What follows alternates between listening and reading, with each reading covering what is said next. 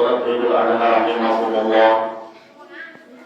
Marilah kita selalu memanjatkan syukur kepada Allah Subhanahu wa Ta'ala, karena pada pagi hari ini kita masih diberikan karunia untuk melakukan salat Idul Adha di masjid yang penuh dengan keberkahan ini.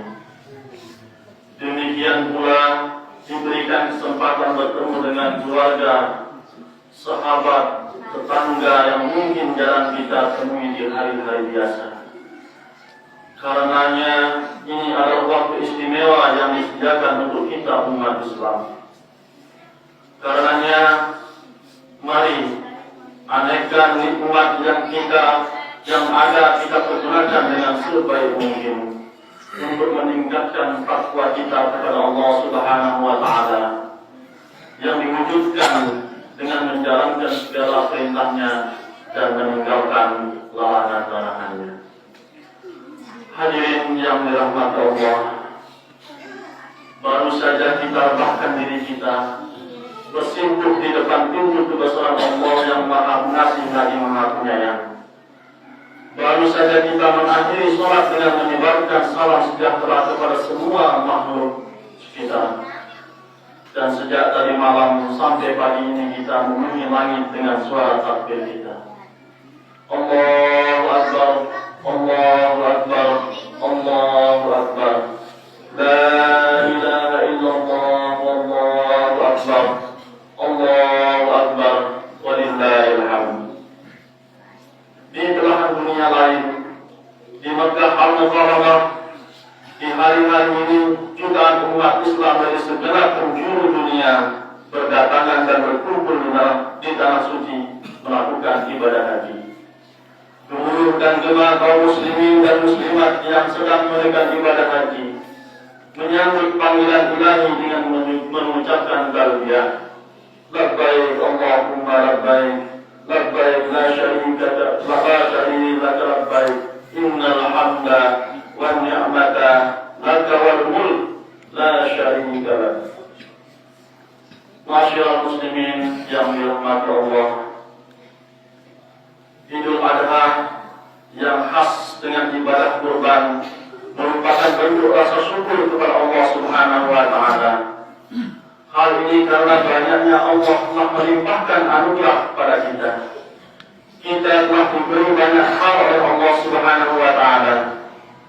Anggota tubuh yang kita miliki dari mulai kepala, telinga, tangan, kaki, hidung dan lain-lain, semuanya adalah nikmat yang tidak mungkin terbeli dan tidak terhitung berapa nominal harganya.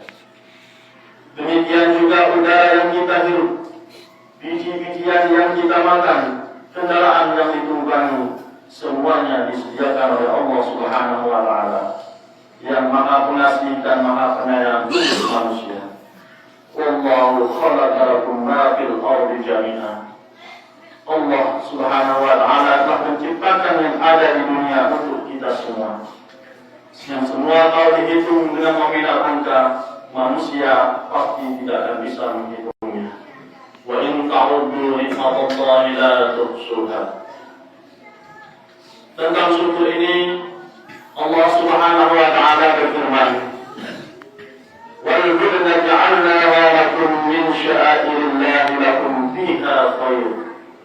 واذكر اسم الله عليها صواف فإذا وجبت جنوبها فكلوا منها وأطعموا القانع والمؤتر كذلك سخرناها لكم لعلكم تشكرون. Dan telah kami jadikan untuk kamu unta-unta itu sebagian dari syiar Allah. Kamu memperoleh kebaikan yang banyak padanya, maka sebutlah olehmu nama Allah tidak kamu menyembelihnya dalam keadaan berdiri. Kemudian apabila telah mobil atau mati, maka makanlah sebahagiannya dan beri makanlah orang-orang yang rela dengan apa yang ada padanya dan orang-orang yang meminta. Demikianlah kami telah menundukkan unta itu kepada kamu. Mudah-mudahan kamu bersyukur. Quran Surah Al-Hajj ayat 36. Masyaallah muslimin rahimakumullah. Hari raya Idul Adha selalu saja menjadi rekonstruksi sejarah masa lampau, sejarah kehidupan figur-figur agung pada kekasih Allah Subhanahu wa Ta'ala, yaitu figur Nabiullah Ibrahim alaihissalam, figur sang anak yang hebat Nabi Ismail, dan figur sang ibu yang luar biasa Siti Hajar. Prosesi yang menghari biru sejarah umat manusia adalah penyembelihan Nabiullah Ibrahim alaihissalam pada putra tercintanya Nabi Ismail, yang akhirnya diganti oleh Allah Subhanahu wa Ta'ala berupa kambing. Selain sebagai bentuk kepatuhan pada kita Allah Subhanahu wa Ta'ala, ibadah kurban adalah merupakan bentuk solidaritas atas sesama yang berjejer dari mobilitas sosial untuk mereka, yaitu orang-orang yang fakir dan miskin.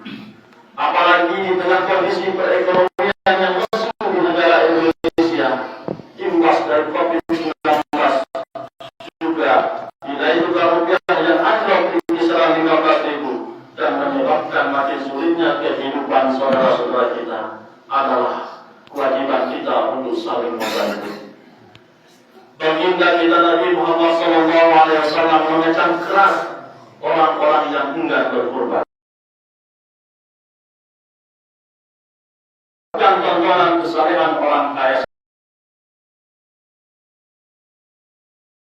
semata, namun lebih dari itu, kurban adalah dalam rangka memperkuat kepekaan sosial, menyantuni fakir miskin, dan membuat gembira orang yang sengsara.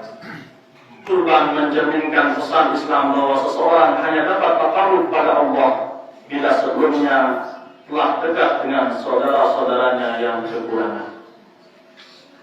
Hadirin yang dirahmati Allah, selain itu ada beberapa hal yang dapat kita petik dalam sirah dan kehidupan agung Nabi Ibrahim alaihissalam dan keluarganya.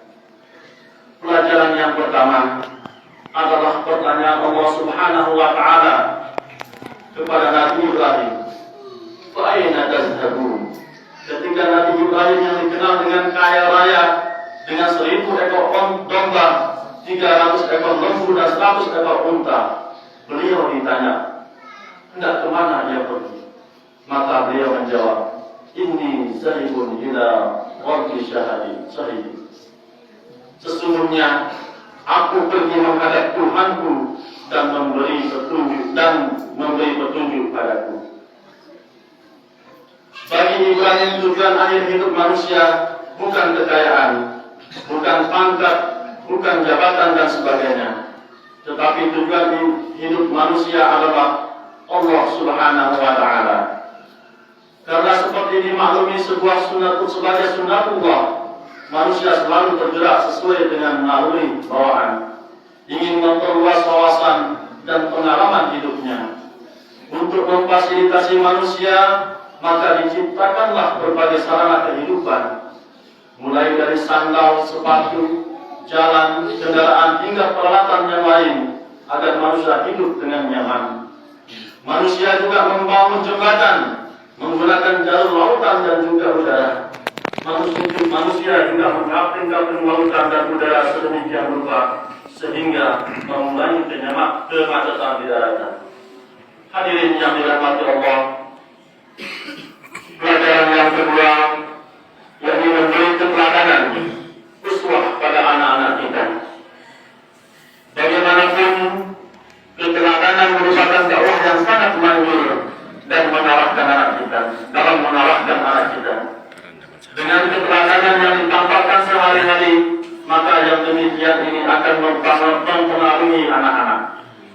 Keluarga yang mempertontonkan kejujuran dan kedermawanan akan berpengaruh bagi anaknya. Sebaliknya, keluarga yang mempertontonkan kedustaan dan kebahilan juga anaknya akan meniru. Yang ketiga, kumpulkan anak-anak kita dengan teman-teman yang baik atau teman-teman yang soleh atau solehah. Teori habitus yang disampaikan oleh Firberdi menunjukkan bahwa habitus, tempat di mana kita berada, sangat berpengaruh pada manusia, pada anak-anak dan juga kepada adik-adik kita. Berdi menyebutkan habitus sebagai struktur yang terstruktur. Habitus adalah lingkungan dari kekuatan yang ada. Almarhum Kiai Haji Abdul Muhsin Muzadi selalu memberi nasihat pada orang-orang. Lebih baik sekolah yang berakhlakul karimah meskipun kurang bermutu daripada bermutu tapi tidak berakhlak dan beradab. Untuk memilih pendidikan yang karena itu carilah habitus yang baik. Jangan sampai terjerumus pada habitus yang kurang baik sehingga menyebabkan kita masuk dalam habitus tersebut. Hadirin sidang jamaah rahimakumullah. Demikianlah khutbah yang saya sampaikan pada kesempatan pagi hari ini. Semoga bermanfaat bagi diri saya pribadi dan kita semua. Bismillahirrahmanirrahim.